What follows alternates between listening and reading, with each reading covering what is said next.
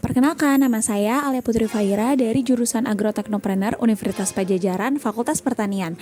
Kali ini aku mau ngejelasin nih terkait produksi ternak ayam broiler di Warso Farm. Yuk kita simak videonya. Kita intip kandang Warso Farm yuk. Warso Farm merupakan perusahaan kemitraan yang bergerak di bidang peternakan khususnya ayam broiler.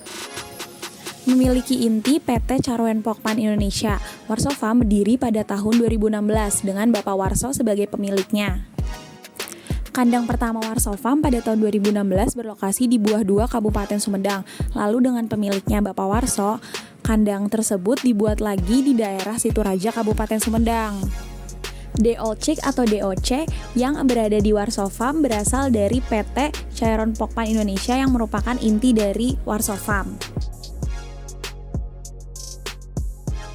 Kandang di Warso Farm sendiri merupakan kandang ayam closed house, di mana sistem kandang tertutup yang mampu membantu mengoptimalkan syarat lingkungan.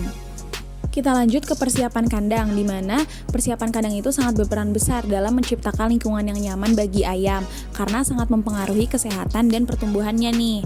Persiapan kandang harus benar-benar bersih ya sebelum DOC datang, dan dilakukan sterilisasi juga.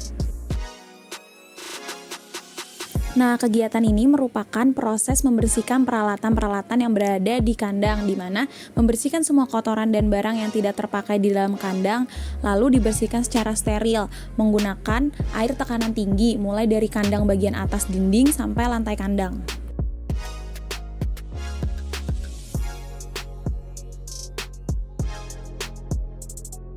Dilanjut dengan proses penaburan sekam atau kulit padi setebal 5 cm setelah diinjak ayam. Proses penaburan sekam dilakukan agar lingkungan kandang tetap nyaman untuk ayam.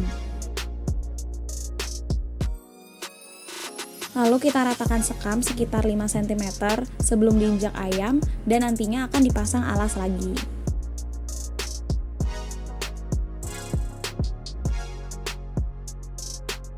Lanjut ke proses persiapan kandang selanjutnya, yaitu pengasapan atau fogging yang dilakukan untuk membunuh bibit-bibit yang menimbulkan wabah untuk DOC.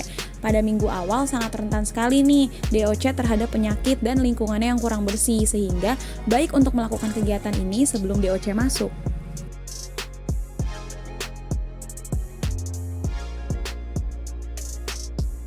Setelah itu pasang kembali alas.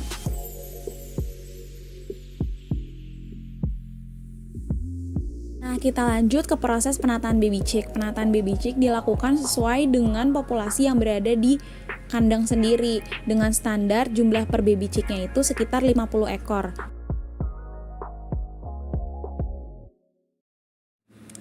Lalu pemasukan DOC atau DOC, bibit ayam broiler yang dipelihara di peternakan berupa anak ayam umur sehari dengan jenis strain Ross yang berasal dari PT Caroen Pokpan dengan bobot badan awal rata-rata 40 gram per ekor.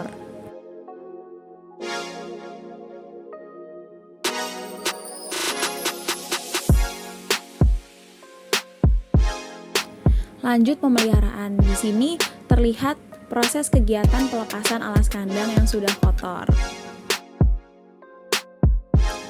Dilanjut dengan proses pengangkatan pakan dari mobil pakan yang datang. Nah, di sini proses pemberian pakan, di mana pemberian pakan diberikan beberapa jam sebelum masuk DOC sesuai dengan waktu kedatangan DOC. Pakan yang diberikan harus bersih agar ayam langsung beradaptasi dan mengetahui letak makanan dan kondisi pakan yang masih segar. Lalu proses controlling, di mana controlling dilakukan setiap hari untuk mengecek apakah ayam makan dengan baik atau tidak. Cara melihat anak ayam ingin makan atau tidak dengan meraba temboloknya. Jika temboloknya berisi pakan, berarti ayam sudah makan.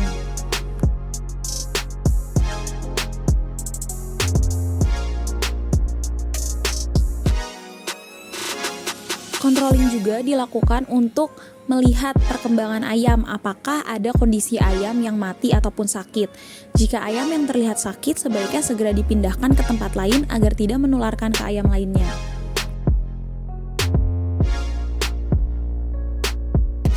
Nah, di sini sedikit cuplikan ayam-ayam sedang minum, sedang makan dengan baik dan benar. Selalu dilakukan controlling ya, agar mengetahui apakah kondisi ayam baik-baik saja dan sudah makan atau belum. Di sini mengontrol suhu ayam. Suhu normal ayam yaitu 29-30 menandakan ayam normal, sedangkan jika di bawah rata-rata atau melebihi rata-rata menandakan ayam tidak nyaman. Proses pembalikan sekam ini dilakukan jika bau sekam sudah tidak sedap. Tapi jika tidak ada perubahan, alangkah baiknya untuk menabur sekam kembali agar mengantisipasi timbulnya penyakit. Lalu ini proses perataan sekam. Jika sekam yang tadi dibalik masih berbau tidak sedap, lalu kita harus menabur sekam kembali.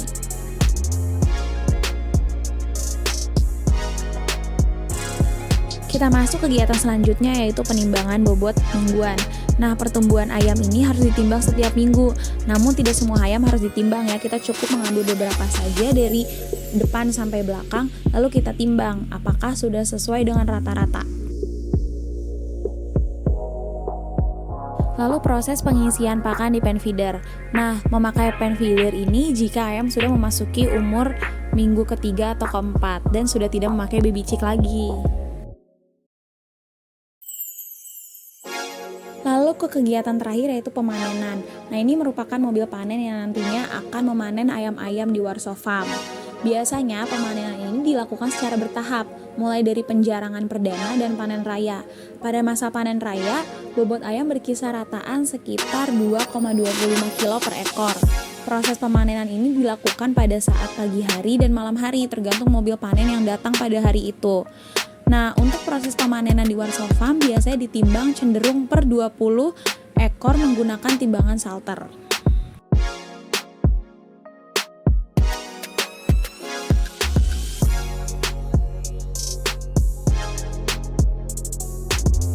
Lalu di sini ada sedikit cuplikan mengenai proses penginputan data saat penimbangan ayam. Nah, di sini ada yang menghitung menggunakan kalkulator dan ada juga yang menginput di kertas penimbangan ayam.